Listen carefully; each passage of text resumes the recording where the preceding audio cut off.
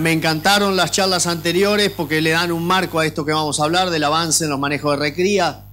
Para algunos puede ser una, digamos, una verdad de perogrullo, que es importante la recría. Como ya lo mencionaba Rodolfo, tenemos que producir novillos aunque sea en defensa propia, porque si uno saca las cuentas hacia adelante, el aumento poblacional de Argentina, que es vegetativo, pero es un 0,9 aproximadamente positivo, más la inmigración que tenemos, más esas ideas y algún potencial exportador que hemos empezado a vislumbrar, claramente si no aumentamos el peso de los animales que estamos produciendo, ya el problema va a empezar a ser interno y no la posibilidad o no de exportar. Entonces, por ahí la visión que uno trae es intentar producir los novillos, aunque más no sea en defensa propia. Claramente tiene que ser un negocio, en esto no vamos a tocar tan de oído, pero tenemos que intentar pensar en esto, comenzando por algunas reflexiones, digamos, la importancia de ver el sistema completo. Hoy ya nos tenemos que olvidar de los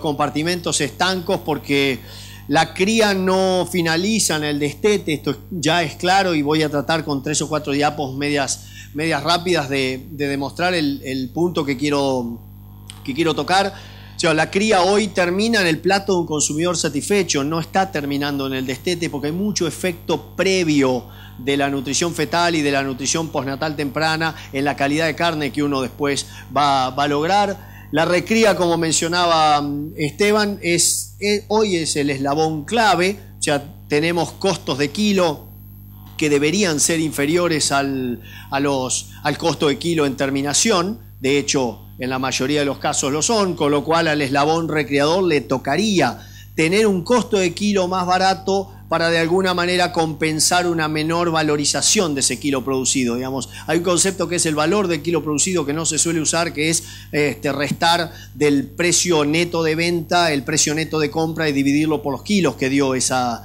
etapa. Eso me da el valor que yo le pongo a cada kilo que estoy produciendo en cualquiera de las etapas. Entonces, a veces análisis como recién mostraba Esteban, tenemos 22 pesos o 18 pesos, pero en realidad puede variar el valor del kilo producido y el costo entonces no tiene tanta importancia relativa, por lo menos, a la hora de analizar el sistema completo. Y luego, la terminación a corral. Recién hablábamos con Miguel Achával y la semana pasada estuvimos visitando la unidad industrial de aquí de Rosario, de Minerva, y realmente lo que nosotros tenemos que hacer con la terminación o corral es uniformar un producto que viene de la recría, que ya empieza a venir cada vez más uniforme, conforme mejor son las recrías, pero básicamente yo tengo que empezar a pensar también en mi siguiente cliente parcial de la cadena, que es la industria, ¿sí? Porque eso tiene razón después la industria cuando me dice, está bien, todo muy lindo con tus animales, pero tengo 30 kilos de diferencia entre las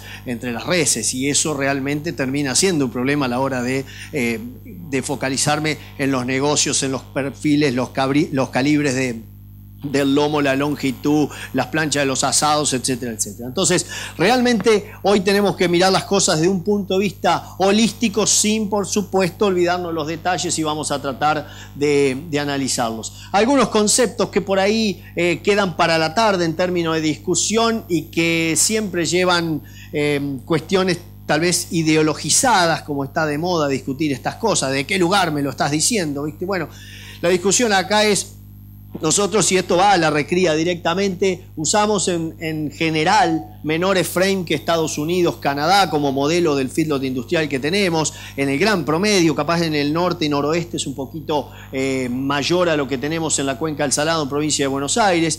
La selección que hemos venido haciendo por fertilidad, en general lo que hace es inducir a una maduración más temprano del animal, y esa maduración es de posición de grasa, es llegar a la pubertad un poquito antes y entonces a partir de ahí cambiar la velocidad de la composición de la ganancia de peso, es decir, cambiar que el animal empiece a ganar grasa más rápidamente que lo que sigue ganando músculo. Entonces, realmente esta selección por fertilidad, yo no estoy diciendo no hay que hacerla, digo, ya lo hicimos. Y todavía cuando sigamos gestionando eso sin mirar el sistema más completo, vamos a tener cada vez más animales que se engrasan más rápido y vacas un poquitito más chicas.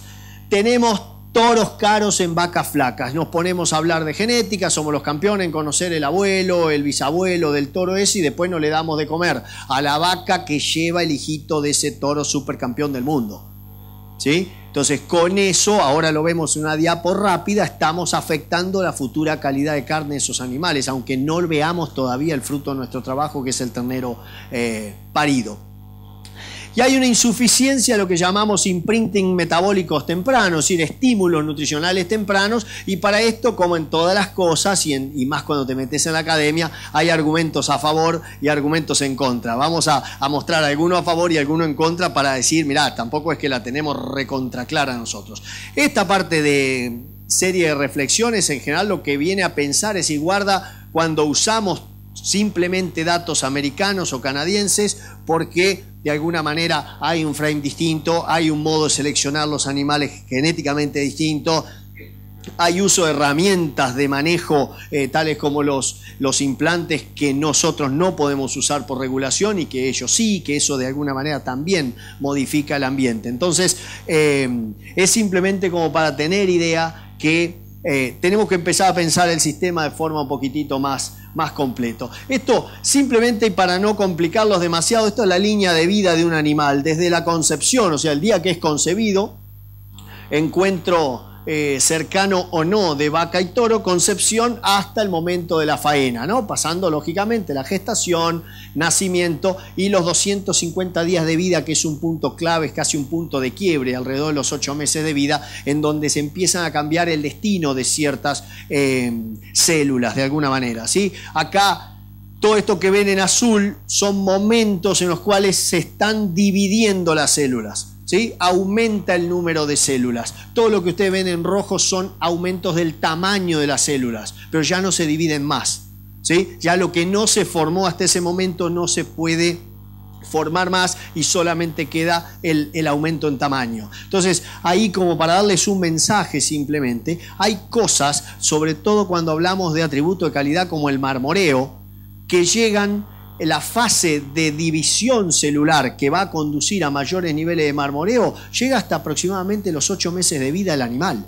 Y es crítico a partir de los 3 meses preparto, o sea, los últimos 3 meses de gestación, ahí empieza a cambiar el destino de células que pueden y van a ser originantes del marmoreo. Y esto llega hasta los 8 meses de vida. Si vos no tenés buenos impulsos nutricionales hasta ese momento, por más que lo tengas 200 días a corral, no vas a tener el resultado esperado en un atributo de calidad como el caso del marmoreo. Y lo vamos a ver gráficamente, lo que vas a tener es grasa dorsal y no tanto marmoreo. Hay datos locales de esto, no tanto de marmoreo, sino de la insuficiencia de la nutrición fetal en vacas. Vamos para atrás.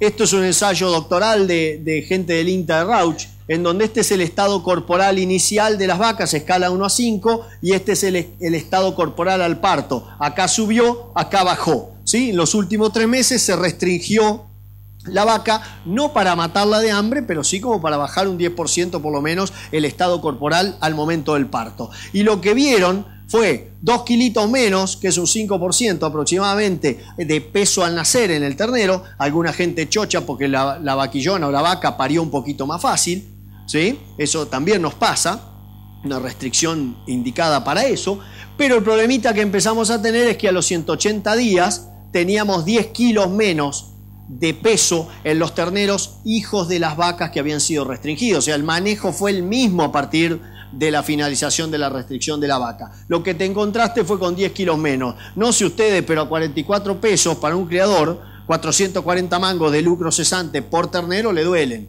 habiendo hecho exactamente lo mismo, porque ese costo de la mayor nutrición en la vaca preparto no es un costo que valga esos 440 pesos por ternero. Entonces, tampoco es que hay que tener vacas gordas, el mensaje quede claro, ¿sí? Lo que uno apunta es monitoreen, como ahora vamos a hablar de cómo monitorean aquí las cosas en el caso de Conecar en el corral. Pero esto ya tiene impacto en el peso de llegada de ese feedlot de aquí a Conecar, y va a tener un impacto necesario en la recría en el largo plazo, que es lo que muchas veces no vemos. En Estados Unidos, algunos datos de nutrición normal versus nutrición temprana, fíjense. 140 kilos aprox, 135, 105 días, en 3 meses llegaste a esto. Esa es otra idea que les quiero dejar, que seguro el 90% aquí ya lo maneja, pero es cuando vean peso, y sobre todo peso al destete, háganlo ajustado a la edad de ese ternero. ¿Sí? Porque no es lo mismo tener 150 kilos con 6 meses que 150 kilos con 4 meses y medio. Es un mundo de diferencia. Piensen si no en los bebitos.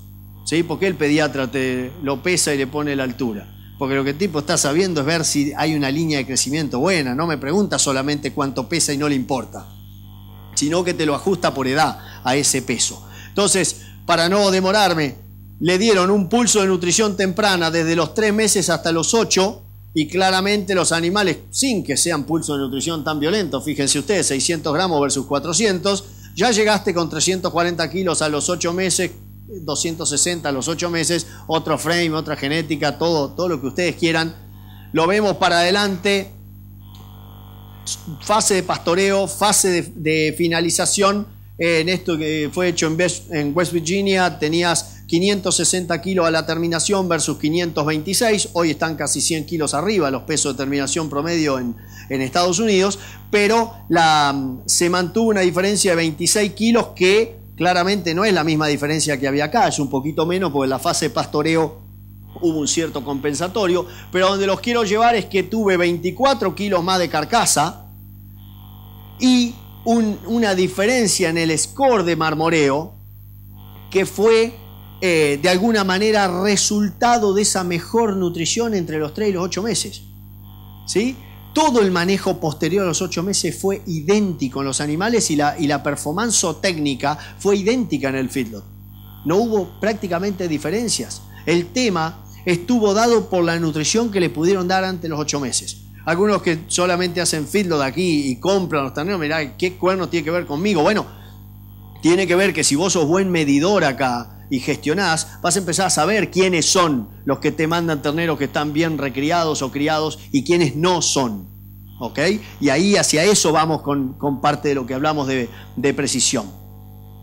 Cuando decía a favor y en contra es que acá hay investigadores australianos también publicando en el mismo tipo de revista, que encontraron que no había una diferencia tan grande. Pero ¿dónde está el catch? ¿Dónde está la trampa? ¿Sí? Ellos dicen, cuidado, hay efectos de la nutrición temprana siempre que esos efectos estén mediados por tasas de crecimiento diferentes. O sea, si vos lográs que el ternero entre los 3 y los 8 meses gane más que el otro, vas a ver el efecto. Si vos, como hicieron ellos acá, reemplazan grano, o sea, meten grano sacando pastura, pero a niveles equivalentes de energía y mantienen la misma ganancia, no hay efecto. O sea, poniéndonos un poquitito más técnico que lo normal, no hay una especificidad de sustrato para mejorar o hacer imprinting metabólico.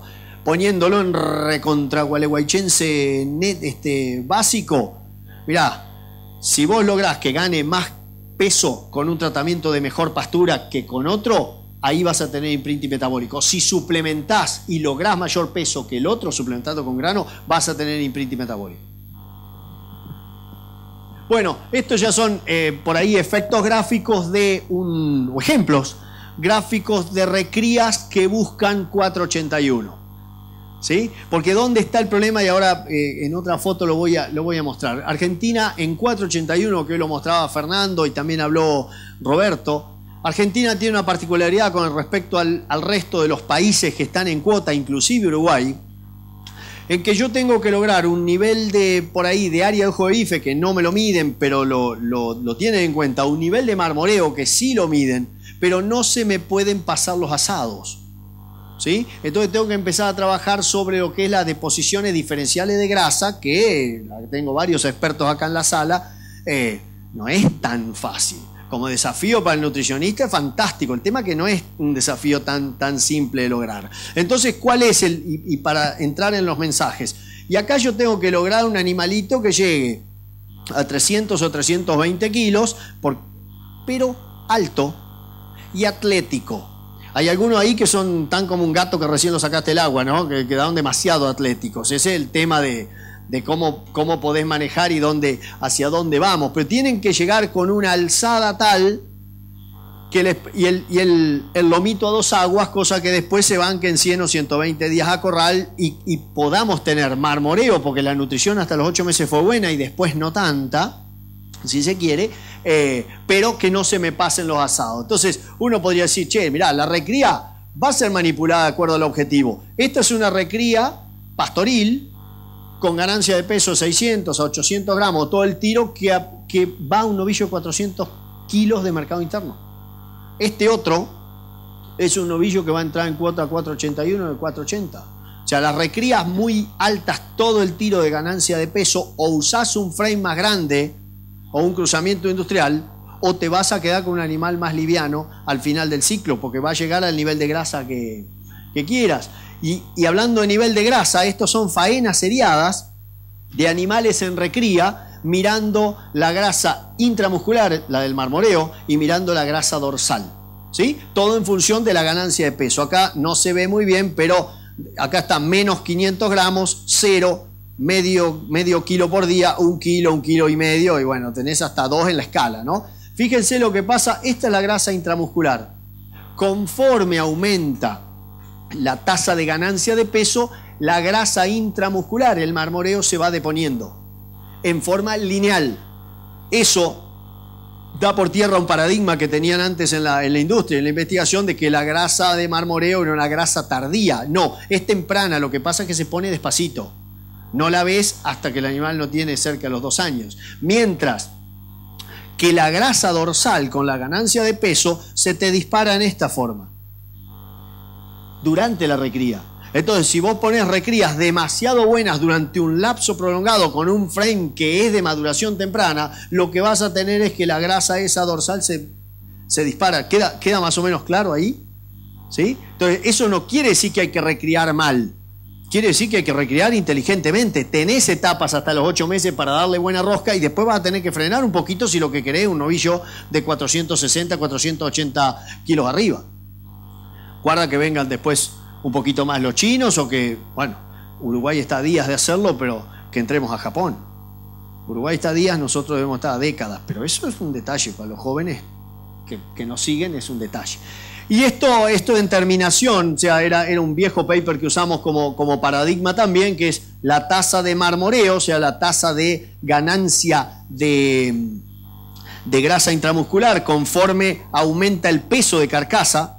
¿Sí? Nosotros hoy promedio Argentina 225 kilos el peso de carcasa, ¿sí? 112 kilos la media. El promedio de Estados Unidos está más o menos 408, estaría por acá, ¿sí? Y en el medio tenemos un montón. O sea, el promedio de exportación que uno puede encontrar por ahí buscando es 280, 290 kilos la media. Perdón, la 280 la canal, o sea, 140 la media. Y fíjate lo que pasa con la dorsal.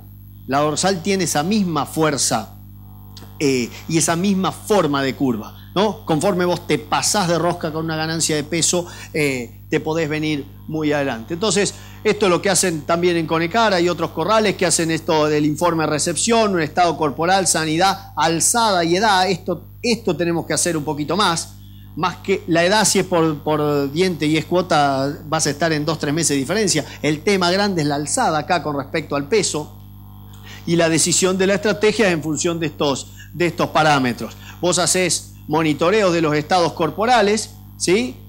Para el caso de cuota necesitas 100 días más una adaptación, siempre y cuando la dieta de adaptación no califique para cuota. Ahí hay unos artilugios con dieta seca, sobre todo de poder ubicar esos días dentro de lo que se pide para cuota.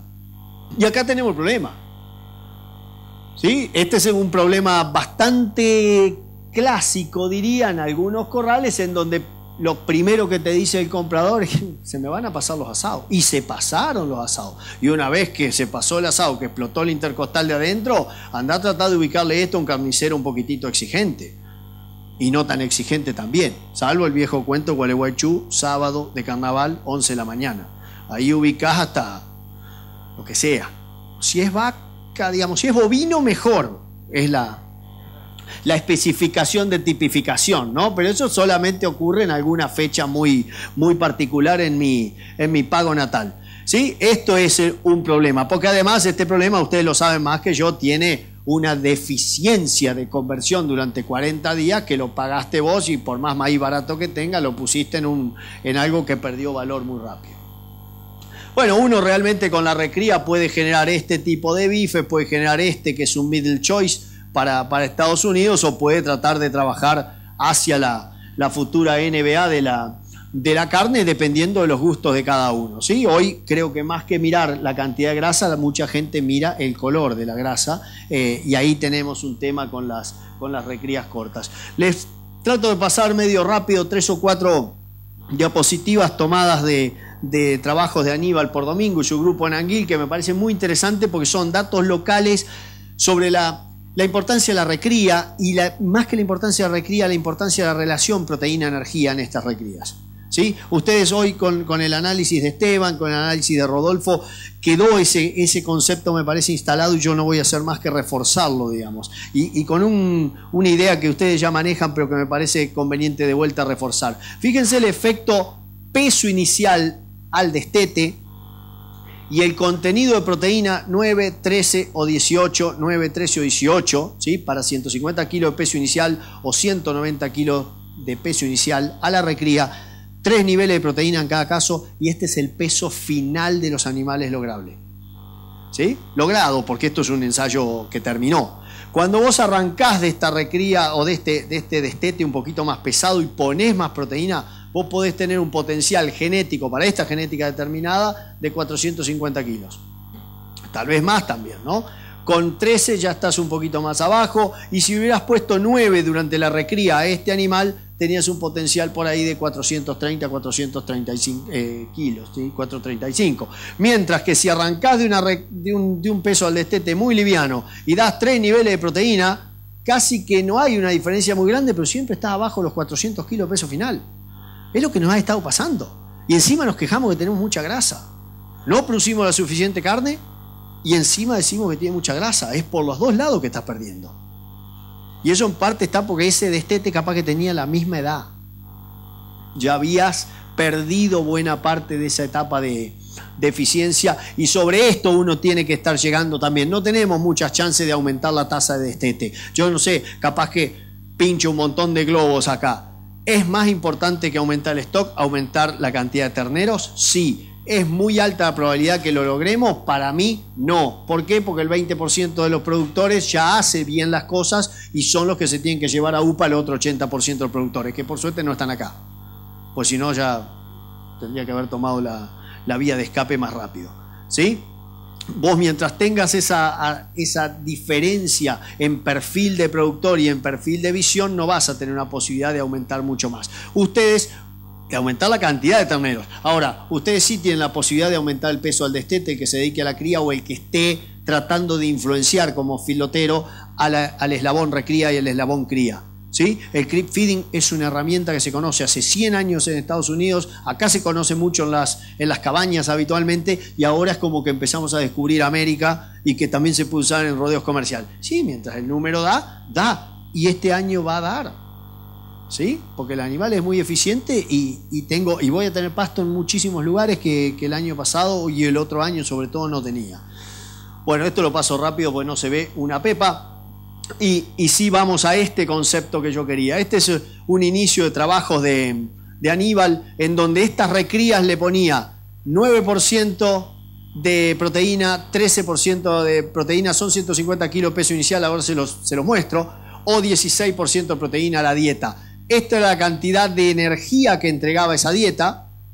Concéntrense T1, T2, T3. Es la misma cantidad de energía, pero le daban diferentes cantidades de proteína para un consumo dado. Entonces, a partir de eso, yo genero un índice que no es mío, los lecheros lo trabajan hace muchísimo tiempo, que es la cantidad de gramos de proteína bruta por cada megacaloría de energía metabolizable ingerida. O sea, si vos tenés la concentración de energía metabolizable de tu dieta, sabés el consumo y tenés la concentración de proteína, sabés lógicamente el consumo, porque es el mismo, podés hacer ese índice.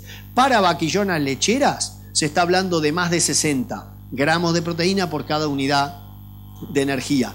Acá Este ensayo tenía 38, 55, 67,5. Nos tomamos el trabajo con Stuart, que trabaja conmigo en la facultad, de cuando Esteban mostraba la dieta de 2,5 de energía metabolizable y 16 de proteína para el consumo que le daban, la relación te da 64.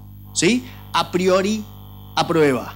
¿Sí? Está para mí medio alta la energía, porque para no tener engrasamiento, pero eso es un detalle que lo corregís con el frame y que yo no lo tomo en cuenta y que probablemente ustedes tienen razón. Fíjense las diferencias de alguna manera en performance. Animales que entran con 150 kilos y se van con 270 versus 200. Por la diferencia de proteína, la energía es la misma y el consumo varió poquito en favor del que tiene más proteína, porque el consumo va a estar limitado por falta de proteína con 9% en la recría. Sí, alguno podrá decir, che, pero sos pijotero, 9% para matarlo. Saquen la cuenta de lo que están dando. ¿Sí? Mucha gente se llena la boca con que su dieta tiene 15% de proteína, pero después la asignación de pasto que le da es menos del 2% del peso vivo en base seca, con lo cual el animal, recordá que no come porcentajes, ¿eh? El animal come gramos.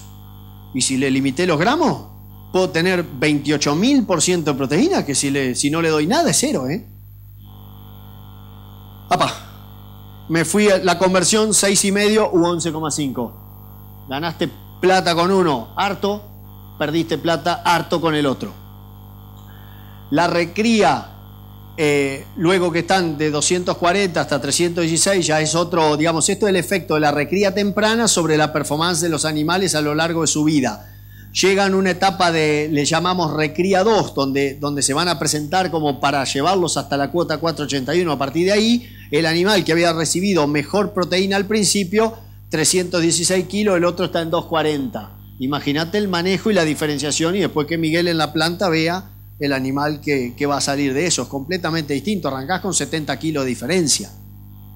Y a los dos le voy a dar 120 días, porque más que eso no quiero. Y los dos se me van a pasar de grasa. O tengo el riesgo de que se me pasen de grasa. Ya no hay mucha diferencia en conversión, ¿sí? Hay diferencias en ganancia de peso. El que tuvo buena proteína en la primera recría sigue ganando 1 kilo muy bien, y estos ganan 800 gramos, no pueden compensar.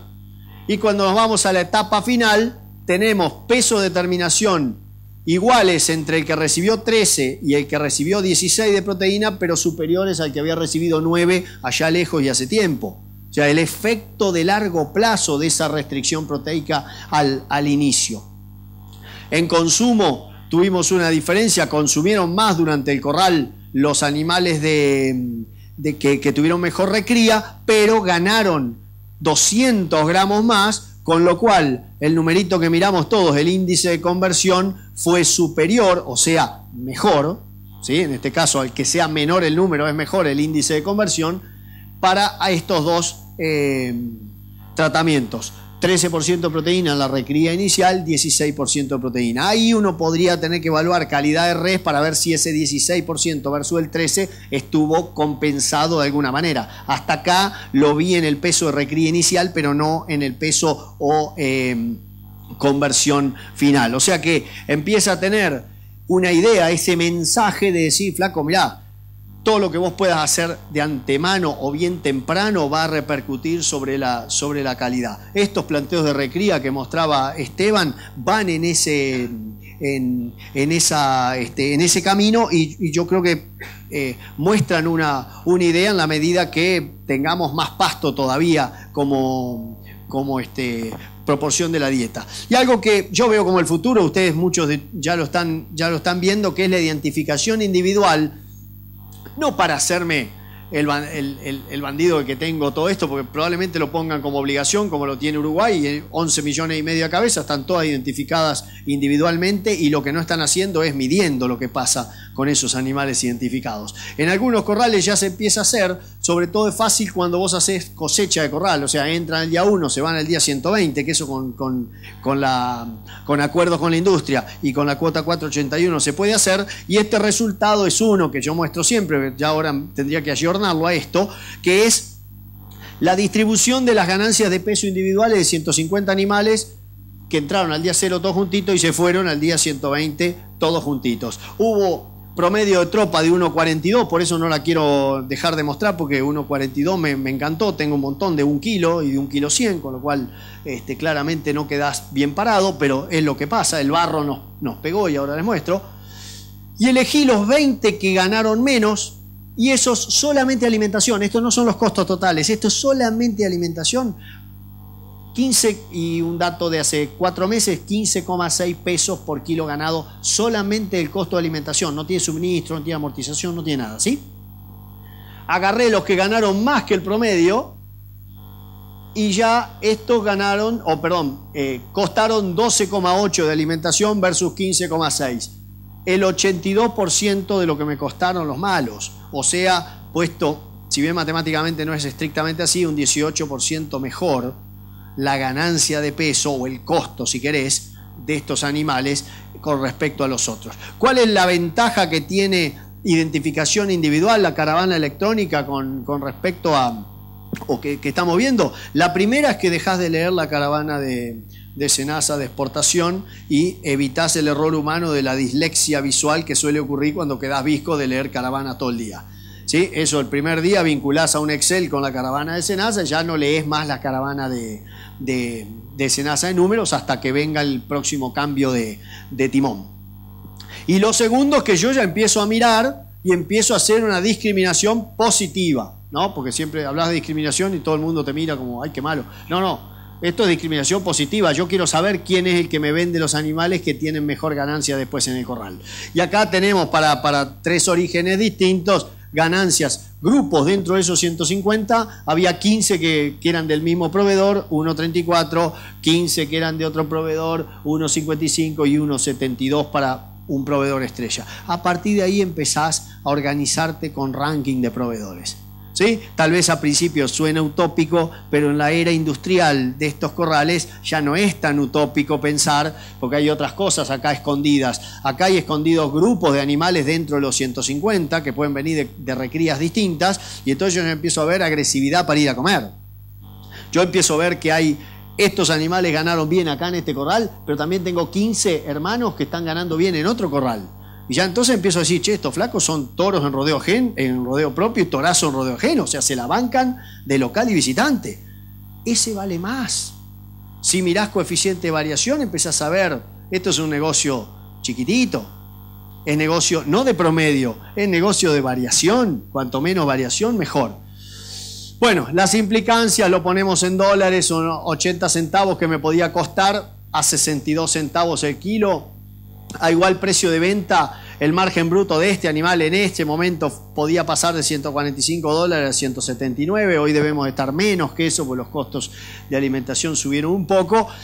Y esto tómenlo con pinza, por favor, porque ninguno de ustedes va a salir a pagar un 6,5% más por un ternero, sabiendo que mientras el otro no sepa, ¿no? Cuando el otro sepa que el ternero es mejor, porque vos lo estás midiendo, ahí se va a poner cocorito. Pero la idea ¿cuál es? Que vos tengas esa información en tu feedlot y sepas que el señor tiene terneros que son mejores, y entonces si él lo quiere llevar a la feria, lo va a tener que correr a la feria, y si no, le vas a tratar de hacer un cierto cortejo como para poder comprárselo siempre, ¿sí? Pues sabés que tenés un plus gracias a la identificación que vos tuviste.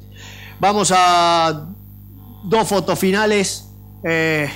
Por favor, esto hoy no lo mencionamos. Para mí, viniendo de Gualeguaychú y de todo este año, ver un corral seco es orgásmico.